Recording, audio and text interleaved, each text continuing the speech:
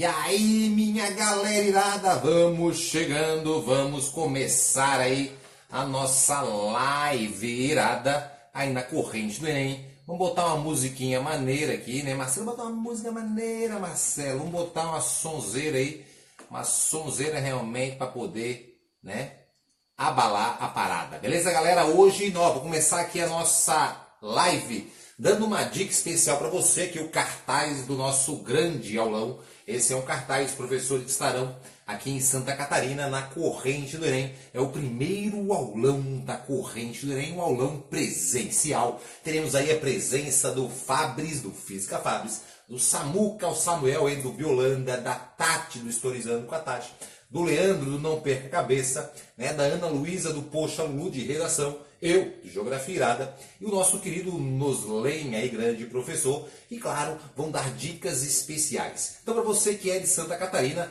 participe do nosso aulão presencial. Os ingressos, né, já começaram a ser distribuídos, são 2 quilos de alimento, que eles serão aí doados, né, distribuídos a famílias indígenas e quilombolas, tá? É um projeto aí que nós temos a Universidade do Estado de Santa Catarina, a UDESC, também o Instituto Federal Catarinense, né? Nós temos algumas escolas, como a Escola Jangada de Araguá do Sul apoiando, né? O Colégio Secan aí de Camboriú também apoiando. E a gente está buscando aí parceiros para poder fazer esse e muito mais eventos para você, beleza? Então você que está chegando, você que é de Santa Catarina, mande aí, eu quero, vamos aí, né, participar desse aulão e ajudar muitas pessoas, que é o nosso grande objetivo da Corrente do Enem. Nosso objetivo único é ajudar as pessoas a terem uma aula de qualidade, e aí uma aula onde, óbvio, vocês possam pegar dicas importantes para poder, assim, detonar nas provas, beleza? Vou botar aqui um sambinha, o Marcelo gosta de samba. Vim hoje aí, os alunos me desafiaram. Marcelo, qual time tu torce? Eu digo, eu torço pro Figueirense. Aí, ó, Figueirense. Mas o Figueirense está em último da Série B. Não faz mal, é o Figueirense. Vou dar aqui com o meu grande time. Hoje vamos dar esse aulão, né? O nosso tema hoje da aula é hidrografia. Beleza? Então, assista, nós teremos no final novamente, nessa vez nós vamos sortear ao vivo. Quem recebeu, quem ganhou o último Memogel foi a Amora Brasil, ela foi a sorteada. E hoje vamos fazer o sorteio ao vivo, para mostrar para a galera que não tem marmelada. Nós vamos sortear aí o nosso Memogel, tá? O novo Memogel, ele já foi lá para a editora, vai ter um novo Memogel, né? Com mais informações, um pouco maior. Vai estar disponível aí na plataforma Geografia Irada, beleza? Vamos sorteando então hoje, quem ficar até o final, colocando aí eu quero, e vou fazer o sorteio ao vivo, beleza? Vou ver se está tudo ok, manda se está ok, está bem enquadrado aqui, tentei enquadrar mais, né, a parte do quadro, e a gente vai escrevendo aqui para você, vê se está ok, dá um joinha aí, dá mais um gole aqui no meu café. Vamos lá ver se está ok, tá?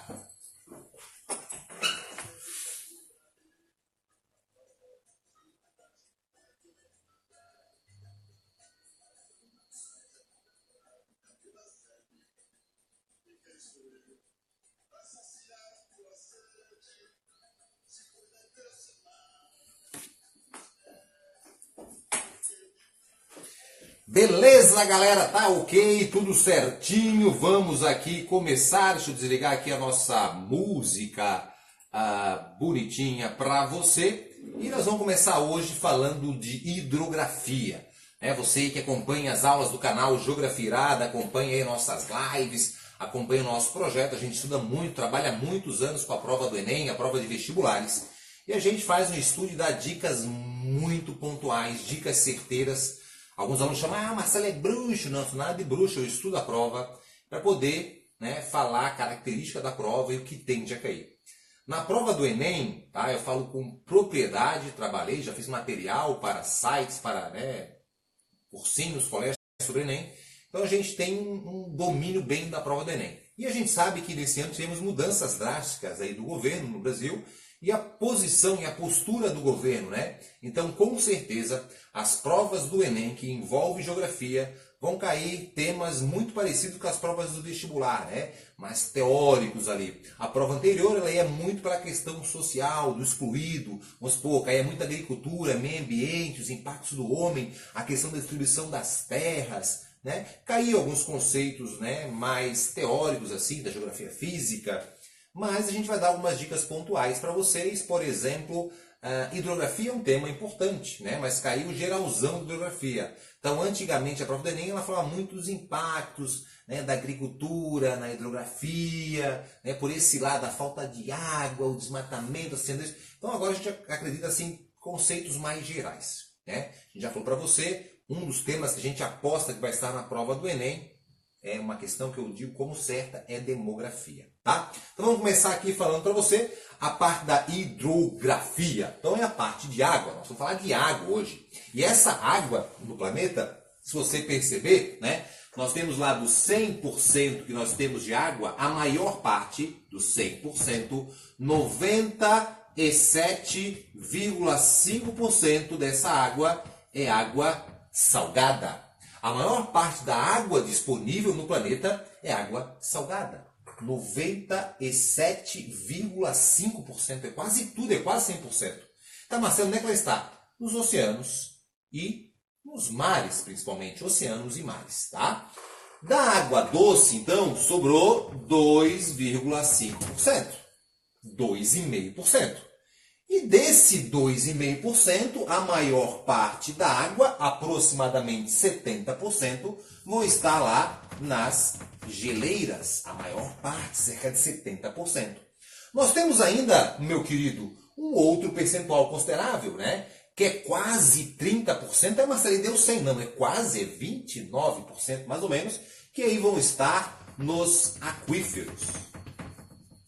E lá o 0,3% aproximadamente, caiu aqui o nosso quadro, meu Deus, coisa linda, o nosso percentual menor, ele vai estar, claro, nos rios, tá? Que é zero, vou botar aí 0,3%. É a tecnologia, é o touchscreen aqui, é o quadro, né, nossa lousa digital. Marcelo, arruma aí para não cair, agora ficou bonito. Ó. Então, a menor parte está nos rios, tá? Então, maior geleira, quase 70%, 69%, temos lá quase 30% nos aquíferos e vai sobrar nos rios. Alguns ainda dividem essa parte dos rios colocando, né, lá um 0,7% também na parte da geada, né, na parte do solo, algum desses percentual que não é nos aquíferos, né, que envolve todo esse processo do ciclo da água, beleza? Então, essa é a parte introdutória para você perceber. Alguns também falam besteira, o nosso planeta devia chamar água e não terra.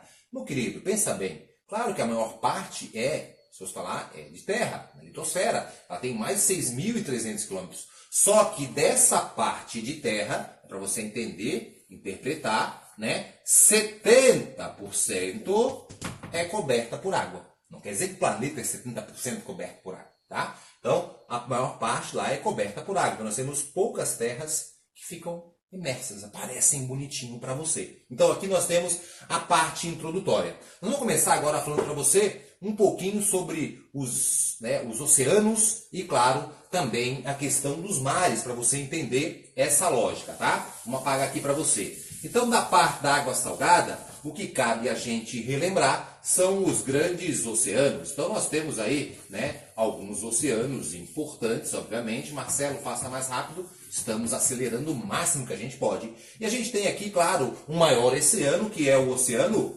Pacífico. Então o Oceano Pacífico ele é o maior oceano, onde tem os pontos mais profundos também, né? E ele está também nesse lado. Tem que lembrar que isso é, né, claro, um globo. Nós temos essa visão de mapa pelo processo colonial, né? Então, os europeus fizeram o primeiro mapa, se colocaram no centro e assim, né, acabaram distribuindo. Mas você pode ver um dia um mapa com a América do Centro. É um globo, eu posso botar qualquer porção no centro. Isso é uma maneira, né, colonial que está tão enraizada na nossa forma de ver e pensar os conceitos, né, que foram impostos pelos colonizadores, né? A gente tem que ter também um pouquinho de visão dessa decolonialidade, essa visão diferente, mas não é aula para hoje, tá? Então nós temos o Oceano Pacífico, como maior. Aqui nós temos o Oceano Atlântico, separando América de África, América de Europa. E aqui nós temos o Oceano Índico. Pode ver que é uma palavra pai.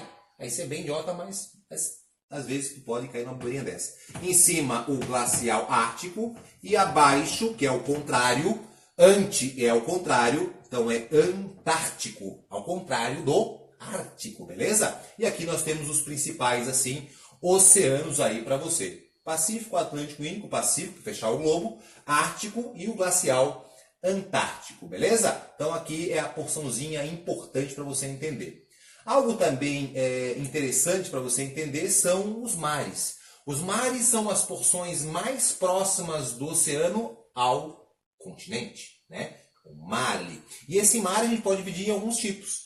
Em mar aberto, em mar interior ou interno e mar fechado. São os 3 tipos, tá? Então, vou começar pelo mar aberto. Aqui tem um marzão aberto bem famoso aí, ó. Quem já foi aí? O Mar do Caribe, né? É um mar que ele é aberto. Aqui, bonitão, tá? Parte mais próxima do oceano ao continente. Nós temos alguns mares interiores, internos, bem famosos, né? O destaque é aqui, ó, entre a Europa e a África, que é o Mar Mediterrâneo. Ou então, aqui ficou meio medonho meu mapa, mas só para entender, aqui o Mar Vermelho. São mares que vão dentro do continente, não são fechados, têm uma pequena abertura, então são chamados mares interiores ou mares internos. E aí nós temos os mares fechados, né? Um bem famoso aqui, por exemplo, o Mar Morto.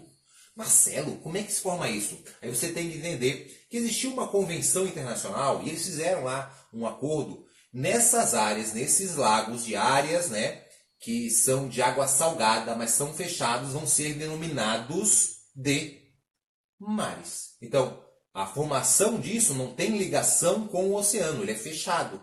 Pode ser formado pelo derretimento de uma geleira, por exemplo, ou por uma nascente, correu por uma área depressiva e formou um lago. Devido às rochas, minerais que tem ali, né, em abundância, vai dar uma salinidade. E por essa convenção, então, vão denominar mares fechados. Por exemplo, o mar, né, o Mar Negro, o Mar Morto, né, são mares que são mares fechados. Então, essa é a ideia geral para você sobre os mares, beleza? E agora a gente vai, claro, passar algo bem importante, que além de oceanos e mares para você, que é o que mais você tem que saber, né, a questão de rios. Mas antes de rios, nós vamos dar a importância num tema que é chamado aquíferos, beleza?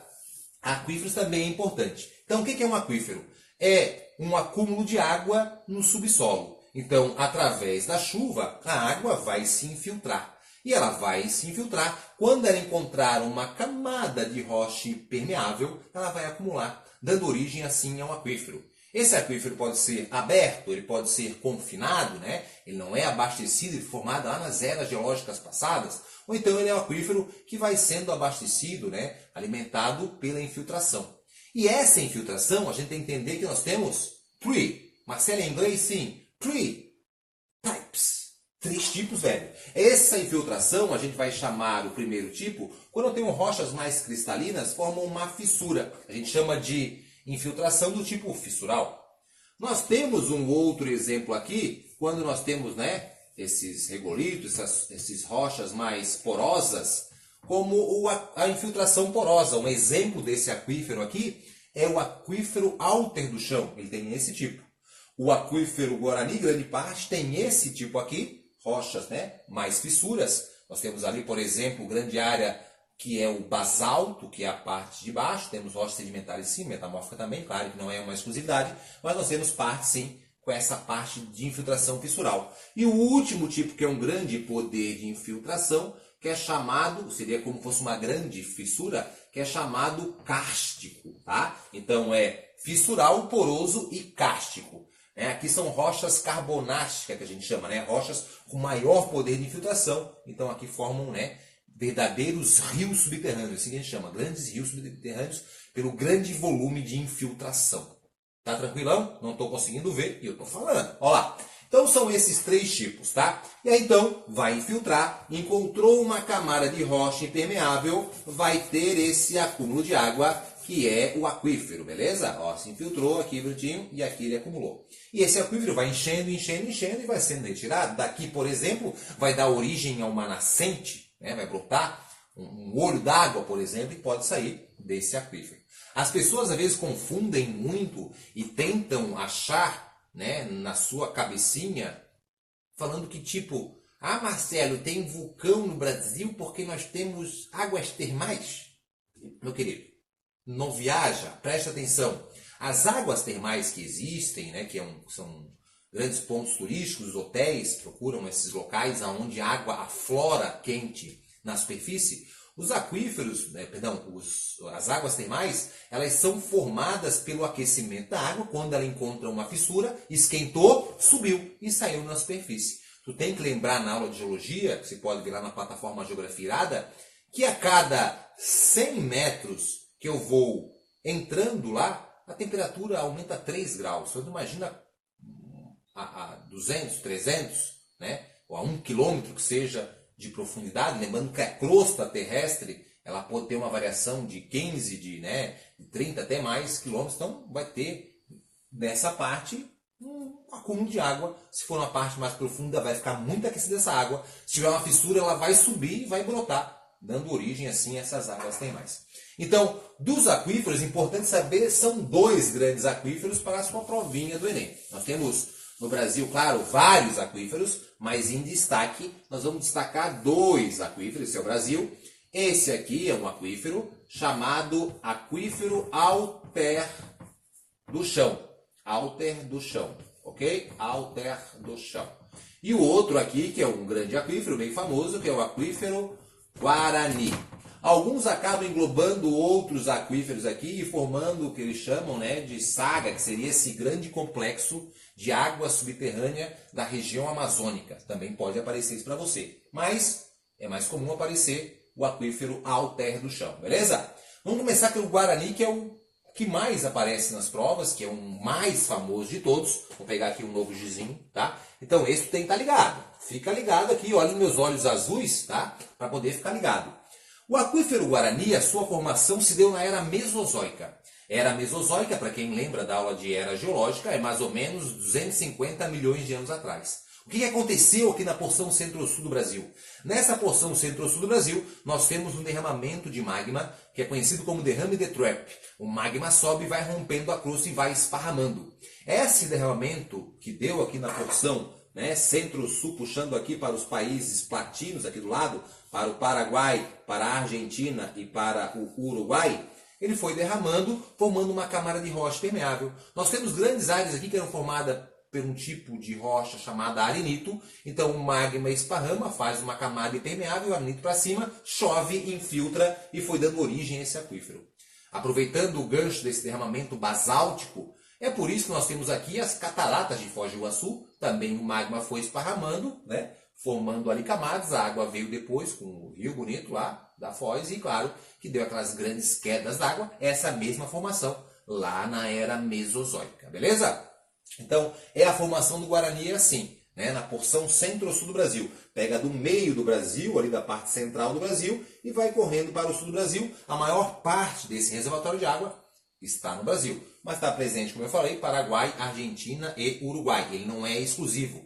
Ele é conhecido como o maior transfronteiriço. Ele não é o maior aquífero do mundo, né? Não é o que mais tem água. Muita gente ainda acha que é. Recentemente a gente recebeu aí, tem muitos professores que entram na nossa plataforma, assistem a aula, né? Baixam o material, a gente tudo de graça pode usar, e alguns mandam tirando dúvida, e teve 2 professores, né, acabando questionando a gente. Qual que é o maior, né? O maior, se eu falar em área, óbvio que é o Guarani. Agora, em volume d'água, é o Alter do Chão. Por mais que ele aparente ser menor, ele tem quase o dobro de água do aquífero Guarani. Beleza? Então, o Guarani, então é isso. O que tem de água no Guarani daria para abastecer a população brasileira por mais de 2.000 anos. É muita água. O que tem de água no Guarani daria para abastecer a população mundial, se permanecer na casa de 7 bilhões de pessoas, por 100 anos, um século. E quando eles botam na prova, eles botam, cara, é mentira, Marcelo. A quantidade de água no Guarani, como eu já vi em vestibular, daria para abastecer a população mundial por um século. Aí o cara, mentira, é há muito tempo. Daria, tá? O problema hoje é a utilização, já vem sendo utilizada a água do Guarani, mas o impacto grande, né, o que chama a atenção dos impactos ambientais, é o uso abusivo de agrotóxicos. Então já temos pontos no aquífero Guarani que já estão contaminados pelo uso de agrotóxicos, principalmente nas partes do interior de Santa Catarina, também interior de São Paulo, já temos ali ponto já diagnosticado com a contaminação. Algo também importante do Guarani, nós temos uma polêmica aí na tentativa de aumentar o uso de uma fonte de energia, que é chamado o xisto. O xisto ele vem crescendo a sua utilização em vários países do mundo, nos Estados Unidos, que é o grande produtor, né, que ele pode ser xisto betuminoso ou pirobetuminoso, produzir, né, um gás, o óleo, né, que vão extrair dessa rocha. E aí, obviamente, no Brasil, onde nós temos uma grande reserva de xisto bem em cima do Guarani. Então a pressão, né, das pessoas para explorar e ganhar dinheiro é muito grande. Só que se eu extrair esse xisto, eu vou gerar grande contaminação. Porque quando eu extraio, eu posso liberar o gás. E esse gás contaminar ali a água. Né? Se você botar na internet curiosidade, vê que vários acidentes acontecem aí nos Estados Unidos. A Argentina é um país que já vem produzindo bastante xisto também. O Brasil tem grande reserva, mas a produção é muito pequena ainda. Tá? Então tem a ver com o Guarani.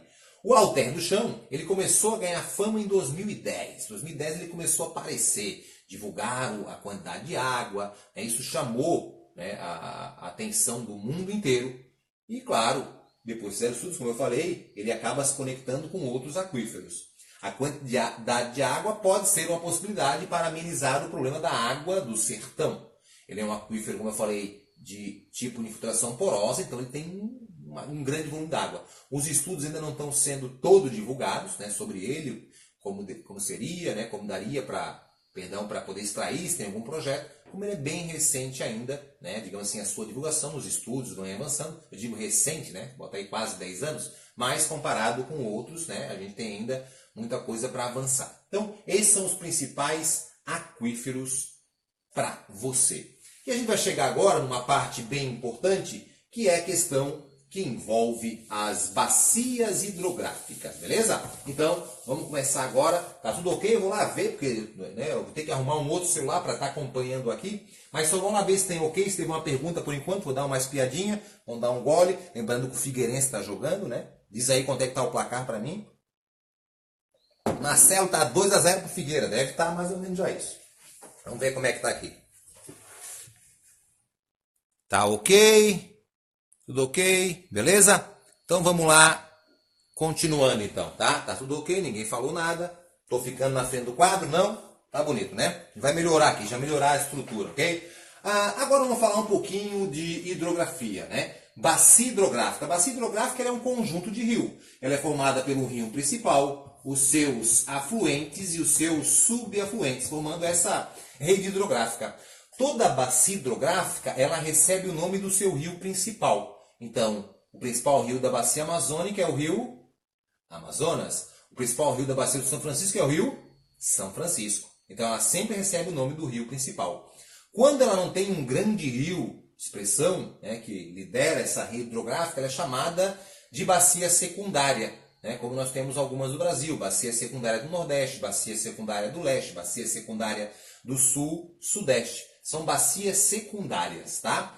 Nessa rede hidrográfica eu vou ter, claro, a nascente do rio, que vai ter os meandros, os caminhos até a foz. Então a nascente é onde começa e a foz é onde ele termina, beleza? Na nascente nós temos alguns tipos de nascente desse rio, que vai dar origem a essa bacia hidrográfica. Um tipo, por exemplo, é o tipo nival, glacial, como você queira chamar, que é o derretimento de uma geleira, que vai dar origem a um rio. A outra forma que pode acontecer é o regime de formação pluvial, pela chuva, beleza? Marcelo, e o terceiro? O terceiro é misto, é as duas formas. Por exemplo, grande parte do Brasil, os rios do Brasil, são formados pela chuva. Apenas uma bacia hidrográfica no Brasil não é formada pela chuva. Que bacia que é essa? Muito bem, a bacia amazônica, que nasce lá no Peru, nos Andes, pelo derretimento da geleira, depois é abastecida novamente pela chuva, então ela tem um regime misto. Todos os demais rios do Brasil são, sim, formados pela chuva. Deu para entender? Agora faz cara de dúvida para mim, do outro lado, cara de dúvida. Muito bem. Sentiu uma dúvida aí nos seus olhos azuis e a sua dúvida foi a seguinte: pô, Marcelo, então é por isso que lá no Nordeste os rios secam e aí fizeram aquele projeto da transposição de São Francisco? Muito bem. Os rios são formados pela chuva, o clima lá é o tropical semiárido, ele vai ter um momento de chuva e um grande momento de estiagem. O rio formado pela chuva ele vai ser um rio intermitente, ele vai ser um rio temporário. Então a gente transpor a água do São Francisco seria para amenizar esse problema dos rios que secam. Deu para entender a lógica? Tá? Então esse é o momento. Claro que esse rio ele vai ter a sua formação e vai ter o abastecimento, se ele vai ser constante ou temporário. Quando ele é constante, o termo que você tem que gravar, ele é um rio perene. Perene é um rio que não acaba, tá? Então é um rio perene. Se esse rio seca, como é a bacia secundária do Nordeste, ele é um rio intermitente. Esse é o nome mais comum de aparecer nas provas, tá? Então depois disso nós temos a drenagem, que é para onde o rio vai correr. Lembrando que eu falo de rio, mas de toda essa rede hidrográfica. Então esse rio ele vai correr para alguns lados. Se ele vai para o mar, a sua drenagem é do tipo exorreico, ele vai para o mar. Se ele vai, né, para o interior e cai, por exemplo, acaba numa área depressiva, ele vai ser um rio endorreico, que vai, né, não para o mar, para o interior. O rio também pode ser arreico, quando é um rio que vai indo e acaba do nada.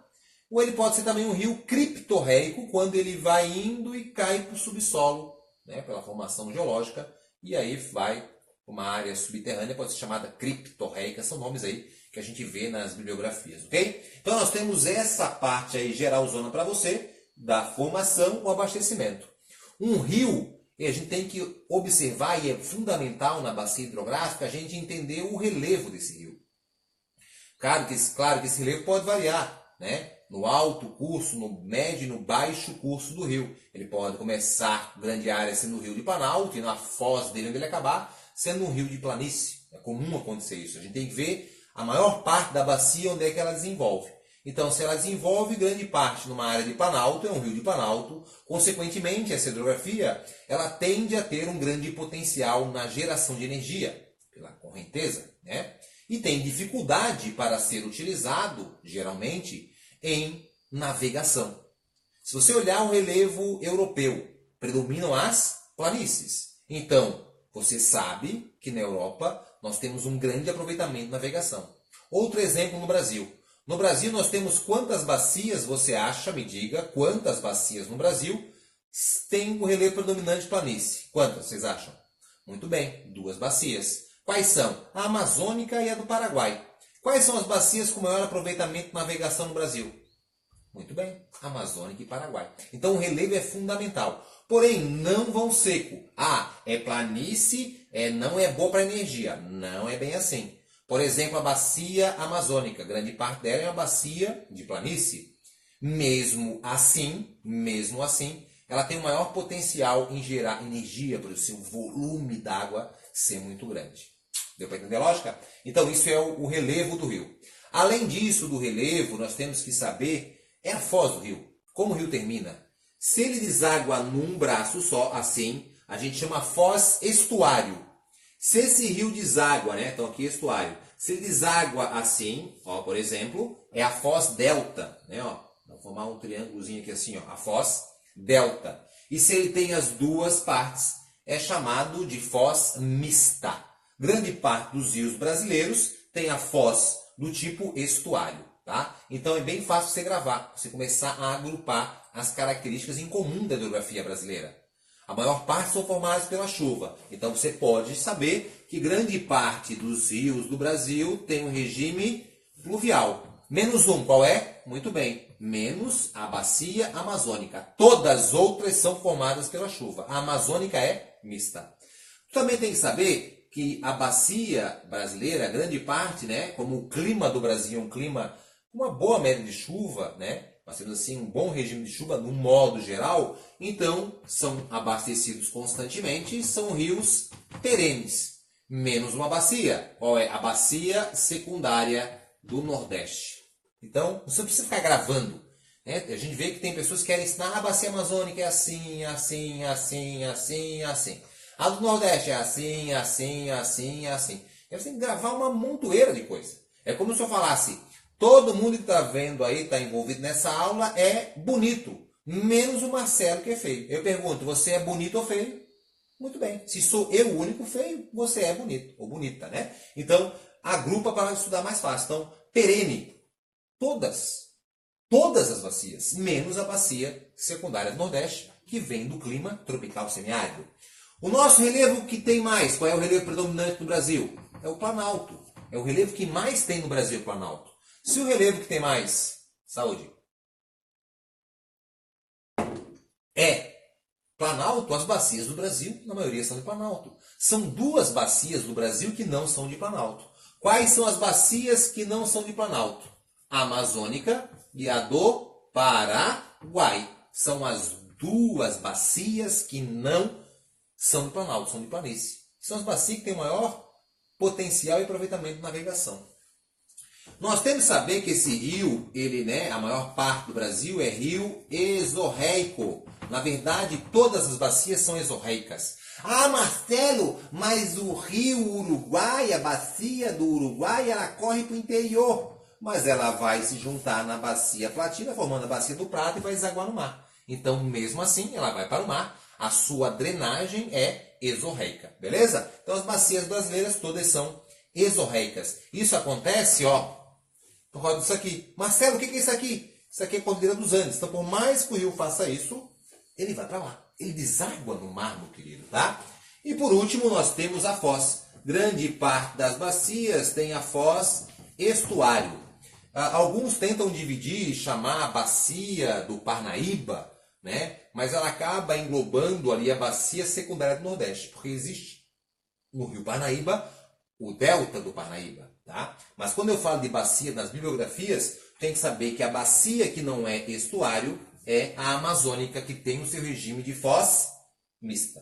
As demais bacias são estuário. Então, olha a exceção como é pouca coisa. Tu grava pluvial, perene, planalto, exorreico e estuário. De novo, repite. Pluvial, perene, planalto, exorreico e estuário. Agora dançando. Pluvial, perene, planalto e estuário. E aí você grava. Exceção. Não é pluvial, amazônica, é mista. Não é perene, nordeste, seca. Não é planalto, amazônica e paraguai. São de planície. E estuário não é a foz, a única que não é a amazônica, que tem a foz mista. E assim você resumiu grande parte dessa área que envolve a hidrografia, das bacias hidrográficas. Algo também interessante para você entender são algumas características importantes. Marcelo, fale para mim. Por exemplo, qual é a maior bacia hidrográfica genuína do Brasil? Genuína, quando cai esse termo, quer dizer que é só no Brasil, né? Então, obviamente, você não vai dizer que é amazônica, porque a amazônica ela vem lá do Peru e ela não está só no Brasil. Então não pode ser. E aí tu vai ficar em dúvida em duas. Eu imagino. Eu vou ficar em dúvida na Tocantins Araguaia ou na São Francisco. Você acha que é a Tocantins Araguaia, letra A, ou a Tocantins Araguaia, letra B? Muito bem. Qualquer uma deu certo. É a Tocantins Araguaia. A Tocantins Araguaia, que ela nasce lá na Chapada dos Veadeiros, né? E vai formar o Tocantins, né? E o Araguaia, né? Eles vão formar lá uma ilha, que é a maior ilha, uma das maiores ilhas, ou a maior ilha, como aparece nos livros, maior ilha fluvial do mundo, dentro de um rio do mundo, é a ilha do Bananal, tá? E ela é a maior bacia hidrográfica, quando eu falo bacia. Porém, o maior rio, que é diferente de bacia, lembra que bacia é o conjunto de rios. O maior rio, sim, é o Rio São Francisco, que nasce na Serra da Canastra e vai desaguar lá entre Sergipe e Alagoas, que é um grande rio do Brasil, formando aí a bacia, né, do São Francisco, que também é forte para suas provas de vestibular, tá? Então, para você entender, então, o maior rio, São Francisco, genuíno. Maior bacia, Tocantins, Araguaia. Além disso, também é importante saber qual é a bacia que tem o maior potencial para gerar energia. Muito bem, a amazônica. E quem tem o maior aproveitamento? Muito bem, a do Paraná. Lá tem a Itaipu, que é uma usina binacional, né? E aí nós temos ali um grande aproveitamento da geração de energia. Tá? A bacia amazônica vem crescendo, vários projetos polêmicos geraram muito impacto ambiental, né? Como por exemplo a usina de Belo Monte, que é a maior usina hidrelétrica genuína do Brasil e uma das maiores do mundo. Tá? Então a gente também tem que entender isso aí. Algo importante também, como eu falei para você, para entender esse contexto das bacias, é a transposição do Rio São Francisco, que é o momento que nós vamos chegar agora, tá? Por enquanto, alguma dúvida? Vou dar mais uma espiadinha aí para ver se tem alguma dúvida e a gente vai continuar aqui com a transposição do São Francisco.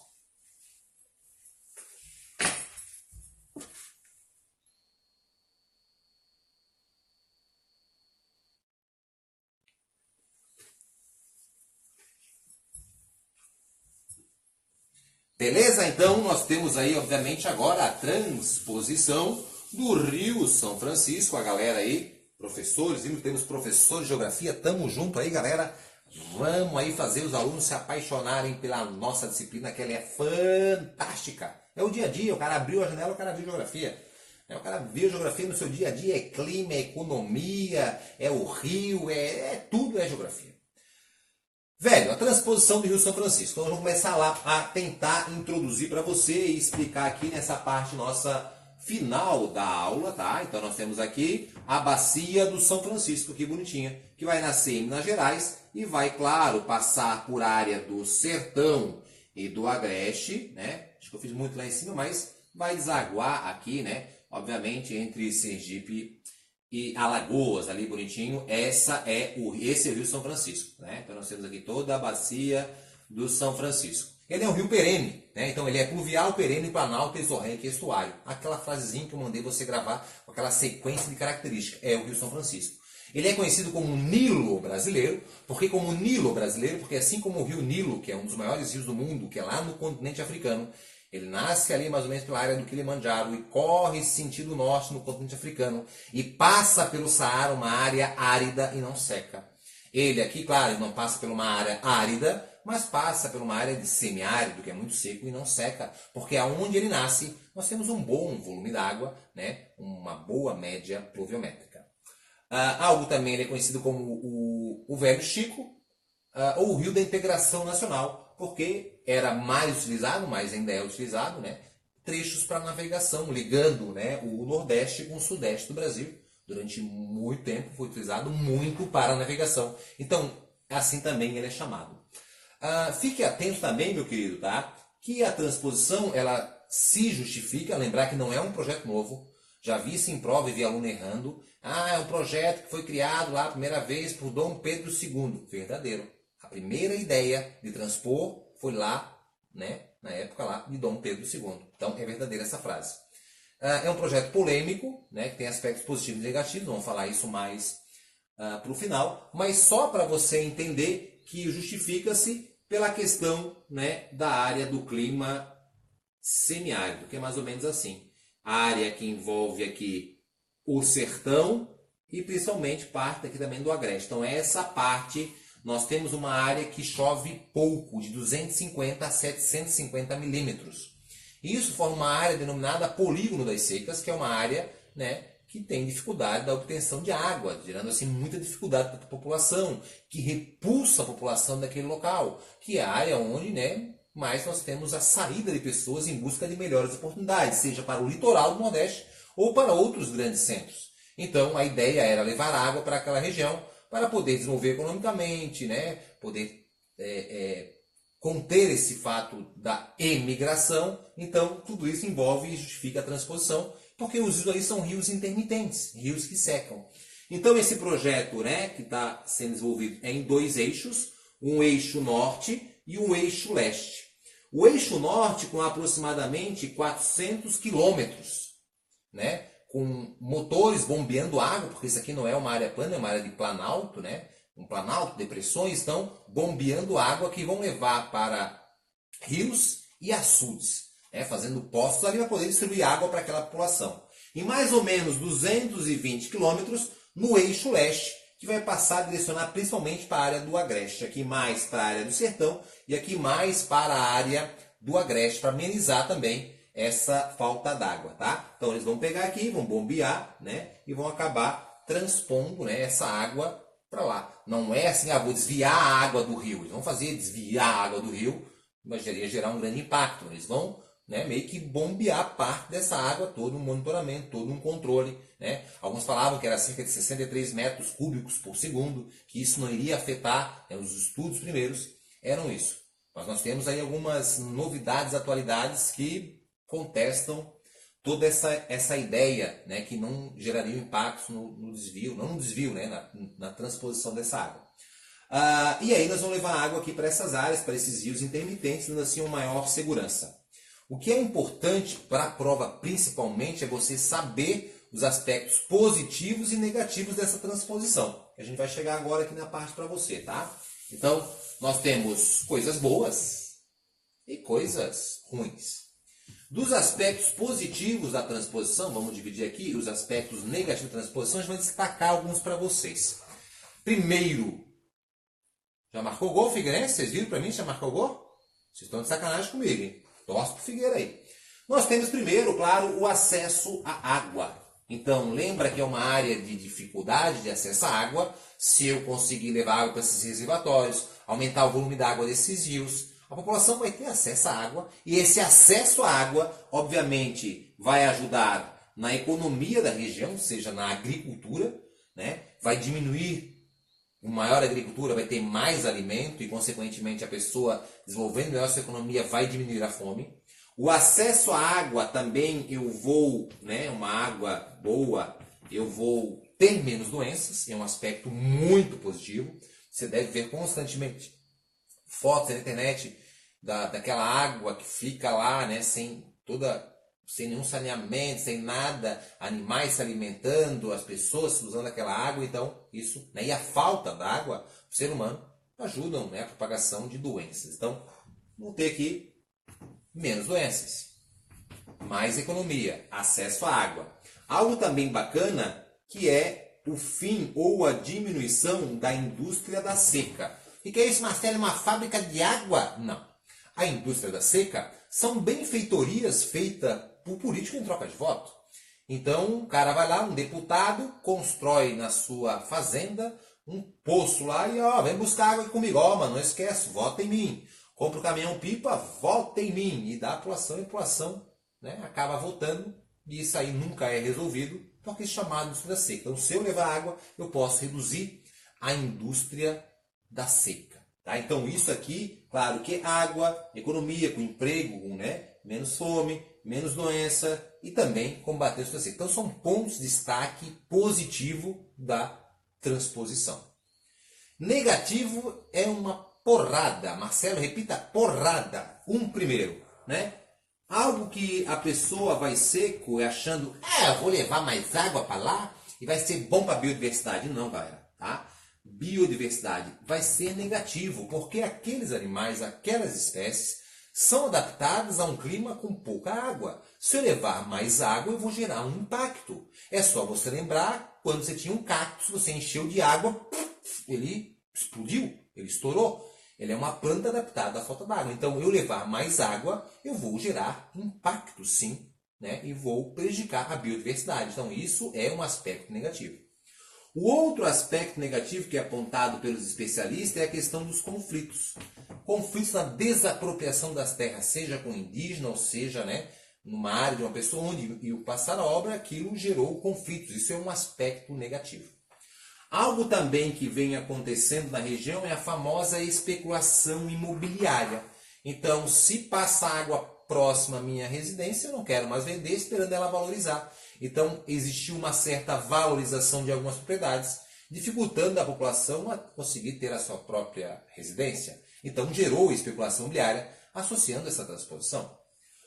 Outro fator é a questão da energia. Por mais que a quantidade de água, como eu falei, não é desviada, né, é retirada, transposta para uma outra área, nós temos essa parte que pode, devido também ao desmatamento lá onde nasce, na região do Cerrado, do Rio São Francisco, diminui o volume de água em momentos de estiagem, então também tendo a transposição, tendo grande volume d'água, eu vou dificultar a geração de energia, pode ser apontada como um aspecto negativo.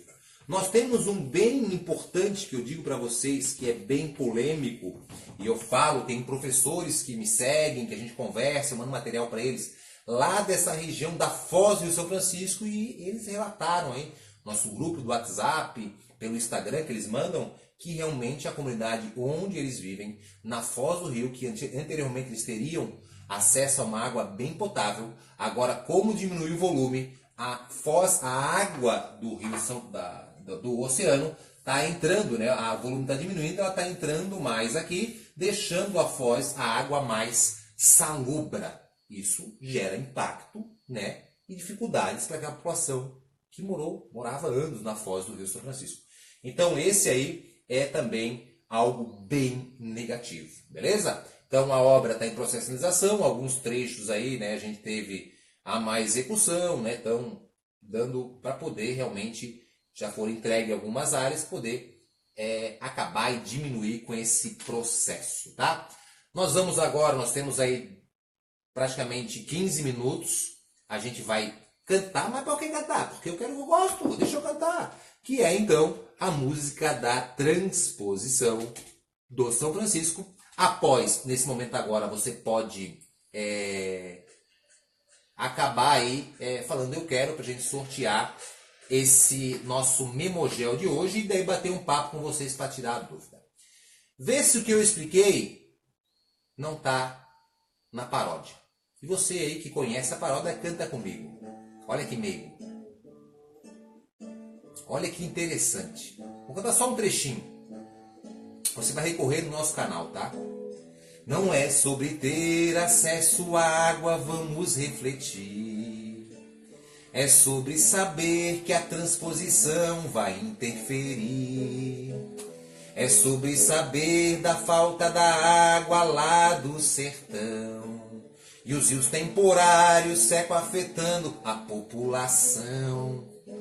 É saber que esse rio é perene, na Serra da Canastra tem a sua formação. Lembra? Então, entendendo o problema, desviando a sua água pode ser a melhor solução. Mais um pouquinho. No eixo norte, 400 quilômetros vão existir, bombeando água para 4 rios e 2 açudes. É a melhoria da agricultura lá do sertão, diminuindo a fome e também a emigração. Um acesso à água seguro reduz as doenças, que bom fosse fácil assim. Por isso eu prefiro pensar que deixar as pessoas sofrendo sem água ali. É uma voz, né? É uma potência, é muito ovo aqui, nego. Agora vamos tirar as dúvidas, vou pegar aqui o celular, vamos bater um papo, vou virar para mim aqui o celular e a gente vai tirar algumas dúvidas. Se não tiver dúvida, a gente vai sortear. Vira, Marcelo, vira. Opa, virei. Eu apareci agora aqui com a camisa do Figueira. Onde é que tá o Figueira? Tá nada? Então nós temos aí várias pessoas, vamos sortear. Vamos salvar a live aí, Diniz, vamos botar nosso canal do YouTube, beleza? Então nós temos a galera aí, beleza? Que tá aí, firme, né? O aquífero e o lençol freático são a mesma coisa, se for, quais são as diferenças? Ó, aquífero e o lençol freático é a mesma coisa, né? O acúmulo de água, vou tirar aqui um pouquinho. É a mesma coisa, tá? Então o reservatório, o lençol freático e o aquífero é a mesma coisa, tá? Então não tem diferença nenhuma. Figueira, o melhor equipe vermelha da Unicamp. Mas nossa equipe vai ganhar essa Olimpíada aí, hein? Nós vamos, meter o terror. Marcelo é jogador de basquete, né? Conhecido como Michael Jordan da Enseada de Brito. Alguma dúvida mais aí? Tem alguma dúvida? Beleza, Diniz? Nós vamos botar lá no YouTube, no canal Geografia Irada. Quem não segue, segue lá, hein? Vamos seguir lá o Marcelo pra bombar aí, tá?